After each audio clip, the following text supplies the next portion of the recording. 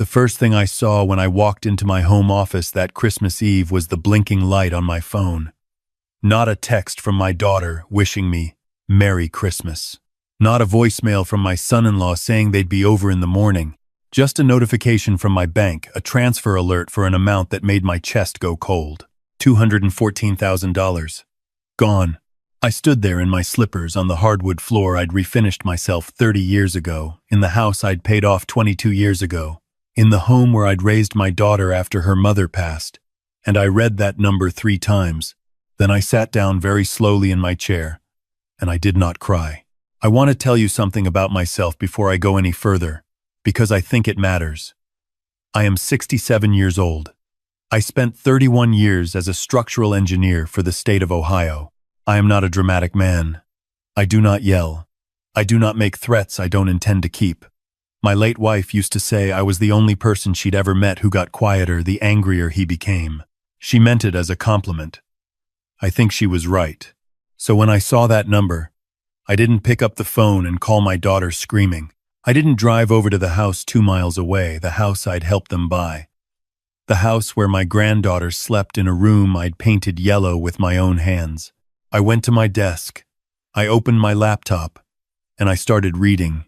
It took me about 40 minutes to understand what had happened. The account that had been drained was my retirement savings account, the one I'd been contributing to since 1987. The one that was supposed to carry me through the next 20 years of my life. The one that 14 months ago, I had added my daughter as a joint account holder to, because she'd asked me to, because she said it would make things easier if something happened to me, because I trusted her completely. She had moved the money in 3 transfers over the course of 6 days. The last one had gone through that morning, Christmas Eve, while I was at my neighbor's house helping him hang storm shutters. I want you to understand what that account meant. It wasn't just money. It was every Saturday I worked overtime instead of going to my daughter's soccer games. Every car I kept for 11 years instead of buying a new one. It was my wife's life insurance payout that I'd never touched because spending it felt wrong. And then eventually it had just become part of that number. And that number had become the only thing standing between me and having to go back to work at 67 years old. And it was gone. I closed my laptop. I went to the kitchen and made a cup of coffee, and I stood at the window and looked out at the yard where I used to push my daughter on a swing set. And I thought about what she had asked me 3 weeks earlier. She'd called me on a Tuesday, which was unusual. She usually texted, and she'd said she and my son-in-law were thinking about opening a second location for his landscaping business. She said they'd found a property. She said the financing was tricky. She asked if I would consider investing. I had said I needed to think about it. She hadn't brought it up again. I'd assumed that meant they'd found another way. I'd been wrong about what it meant. I finished my coffee. I rinsed the mug. I picked up my phone, and I called my neighbor, Harold, who is 71 years old and a retired attorney, and I said, I need about an hour of your time. It's important. Harold has been my neighbor for 19 years. He came over in 20 minutes. Still wearing his reading glasses, and I showed him everything on the laptop screen. The transfers, the dates, the account. He didn't say anything for a long time. Then he took his glasses off and cleaned them, which is what Harold does when he's thinking hard, and he said, Have you talked to her? Not yet, I said. Do you want to? I thought about that. No, I said. Not yet. Harold nodded like that was exactly what he expected me to say. Then here's what you need to understand about where you stand legally. He talked for about 30 minutes. What he told me was this. Because my daughter had been added as a joint account holder, what she had done was not technically theft under the law. She had legal access to those funds. That meant my path forward was not going to be a police report, or at least not straightforwardly. What Harold told me was that my path forward was civil, and it was going to require documentation. And it was going to require patience. I have a great deal of patience. He also told me something else that I hadn't considered. He said, You still own the house outright, correct? I said yes. He said, And her name is not on the deed? And I said, And greater money will do. I said no, we had discussed adding her name years ago and I'd never gotten around to it, which she'd complained about twice. Harold said, That's fortunate for you. I asked him why that mattered right now. He said, because if she was counting on that too, she miscalculated. I sat with that for a moment. Then I said, Harold, I need to ask you something, and I need you to be honest with me. He said, of course. I said, my granddaughter, she's 7 years old. Whatever happens between me and her parents, she didn't do anything wrong. Harold said, I know that. We'll make sure she's protected. I said, that's the only thing I need to be sure of before I do anything else. He understood. I didn't sleep well that night. I lay in the dark in the bedroom where my wife and I had slept for 28 years. And I thought about my daughter at 7 years old, the same age my granddaughter is now, waking me up at 5 in the morning on Christmas Day because she couldn't wait. I thought about the way she used to fall asleep in the car and I'd carry her inside and she'd smell like outside. I let myself feel that for a while, because I think you have to.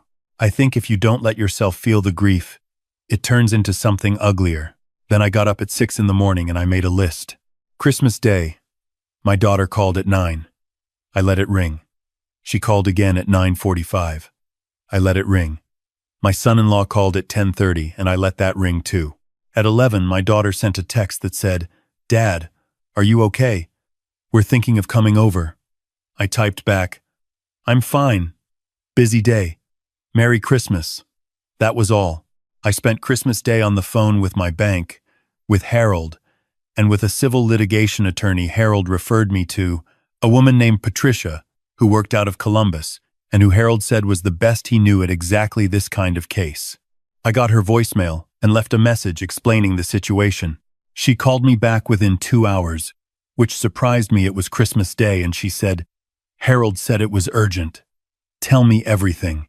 I told her everything. She was quiet for a moment after I finished. Then she said, I want to be straightforward with you about what this looks like. The joint account structure is a problem, but there are other avenues: undue influence, breach of fiduciary duty given the context in which you added her to the account. I'm going to need to see the documentation. Can you come in on the 27th? I said yes. She said, don't contact her before we talk. I didn't. What I did instead, over those 2 days between Christmas and my meeting with Patricia, was something that my daughter and my son-in-law did not know I was doing. I started going through everything, every account, every asset, every document in my filing cabinet that I'd kept organized in manila folders since 1989, the deed to the house, my investment accounts, the ones she did not have access to, the ones I'd never mentioned, the trust documents I'd had drawn up 4 years earlier, after a friend of mine died without a will, and I'd watched what happened to his family, and I decided I was never going to let that happen. I found things I needed to find. I also found things that told me this had not been impulsive.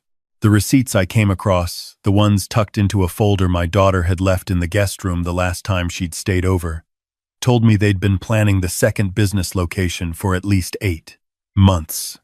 The price on the property they'd found, the down payment they'd needed. The exact amount of the down payment was $212,000. She'd taken $214,000 extra, for expenses, I suppose. I sat with those receipts for a long time. On the 27th, I drove to Columbus, and I sat in Patricia's office for 3 hours. She was sharp and direct, and she didn't treat me like a fragile old man, which I appreciated. She explained what we could pursue and what we likely couldn't. She was honest about the timeline. This was not going to be fast. But she also pointed out something I hadn't fully grasped. The money had been used to purchase a commercial property. That property existed. It had a title, and depending on how the purchase had been structured, there might be grounds to cloud that title, to freeze it, to make it very difficult to use until this was resolved. Meaning they can't open the business, I said. Meaning they'd have a very hard time getting any lender to touch it, she said. I nodded slowly. How long before we can file? I want to move fast, she said. End of the week, if I can get everything I need from you. I gave her everything she needed. My daughter called 4 more times that week. My son-in-law stopped by the house on the 28th. I saw his truck in the driveway from my upstairs window, heard him knock, waited. He knocked 3 times, then left. My daughter sent a text that said she was worried about me and she just wanted to talk. I sent back, I know. I'll be in touch soon. Because I would be, just not yet. The morning Patricia filed the civil complaint, I called my daughter. She answered on the second ring. She sounded relieved, like she'd been holding her breath. She said, Dad, I'm so glad you called. We've been so worried. I said, I know. She said, can we come over? We want to talk to you about something. I said, I think we do need to talk. But before we do, I want to let you know that I spoke with an attorney this week. Silence. I said, her name is Patricia. She's filed some paperwork related to the account transfer. You'll probably be receiving something in the next day or two. More silence. I said, I also want you to know that regardless of what happens between us, I would like to continue seeing my granddaughter. I've already talked to Harold about how to make sure that stays possible.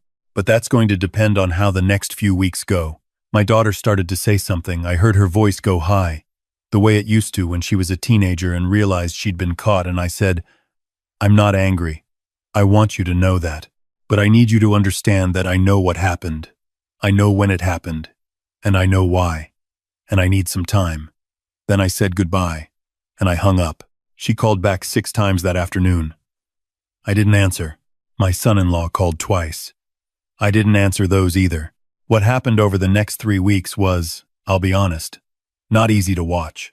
I heard most of it secondhand from Harold, who heard it from a mutual acquaintance who knew their real estate agent. The property they'd purchased, the one that was supposed to be the new location, had been flagged because of the civil complaint. Their lender had gotten nervous. Their contractor had walked off the job when the financing stalled. The grand opening they'd apparently been quietly announcing to people, the one scheduled for late February, was not going to happen. My son-in-law showed up at my door one Saturday morning in January. I was home. I let him knock. He knocked for a long time. I counted 11 knocks, and then he said through the door, Sir, please, just 5 minutes. I didn't open the door. I wasn't being cruel. I was protecting myself, the way Harold had told me to, the way Patricia had told me to, the way I should have been protecting myself 14 months ago, when I'd added a name to an account out of nothing but love and trust. My daughter came alone the following Tuesday. She came at 7 in the evening, which was when she knew I'd be home, and she sat on the porch steps because I didn't open the door, and she talked. I could hear her through the door. She said she was sorry. She said they'd been desperate, and she'd convinced herself it wasn't really stealing because it was my money and she was my daughter, and she thought I'd understand once the business was successful and she could pay it back. She said she knew how wrong that was. She said she should have asked me. She cried. I heard her crying. I sat in the chair just inside the door, on the other side of the wood, and I listened to every word. And I felt it. I want to be honest about that. I felt it, the way only a parent can feel the sound of their child crying, even when that child is 41 years old and did something that took 27 years of your working life away from you. I felt it, and I let myself feel it, and I did not open the door. She left after about 20 minutes. She sent a text that night that said, I love you, Dad. I know I don't deserve to say that right now, but I do. I read it 3 times. I didn't respond that night. Patricia called me the next morning with an update. Negotiations had begun. My daughter's attorney, she'd retained one, which Patricia said was actually a good sign, had reached out and indicated they wanted to discuss a settlement. The property, it turned out, had been purchased solely in my son-in-law's business name, which meant there were options for restructuring. Patricia said she thought we could recover a significant portion of the funds, possibly most of it, through a structured agreement tied to the property. She said it would take a few more weeks. She said I should prepare for it to be a process. I've been preparing for processes my whole career, I told her. She laughed a little. She said, I know, Harold told me. I want to tell you about Harold for a moment, because I don't think this story is complete without him. Harold is the kind of neighbor that people used to have, and mostly don't anymore.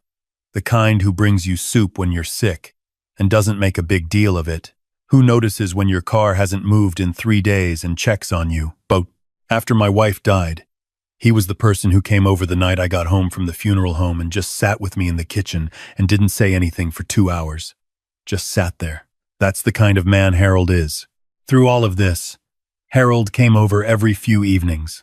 He'd bring something coffee, a sandwich, once a bottle of scotch I hadn't asked for, but was glad to have. And we'd sit in the kitchen, and he'd let me talk or not talk, depending on what I needed. He never told me what to feel. He never said my daughter was a bad person.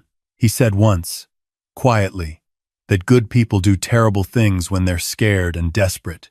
And that didn't mean I had to excuse it or forgive it on any particular timeline. He said, "You get to feel what you feel for as long as you feel it." I thought about that a lot. My granddaughter came to see me on a Saturday in late January. My daughter dropped her off at the end of the driveway.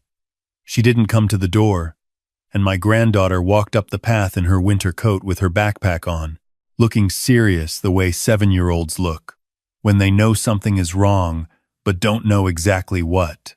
I opened the door before she knocked. She looked up at me and said, "Grandpa, are you mad at us?"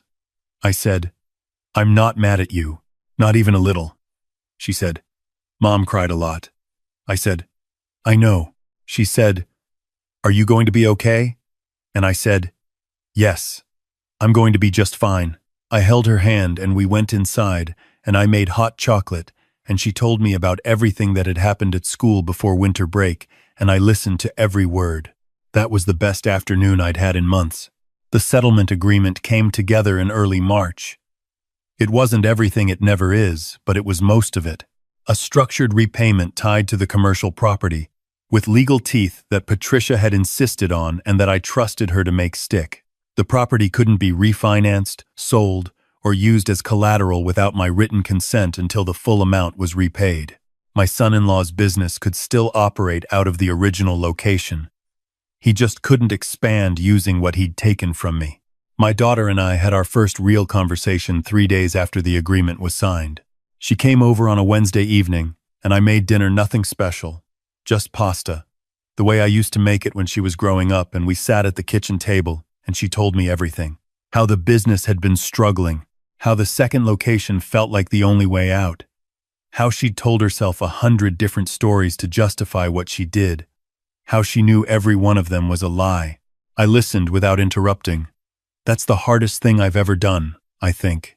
Not the legal process, not the months of silence sitting across from my daughter at the same table where I'd helped her with homework and taught her to play cards, and told her about her mother when she was old enough to understand, and listening to how she'd convinced herself to do what she did.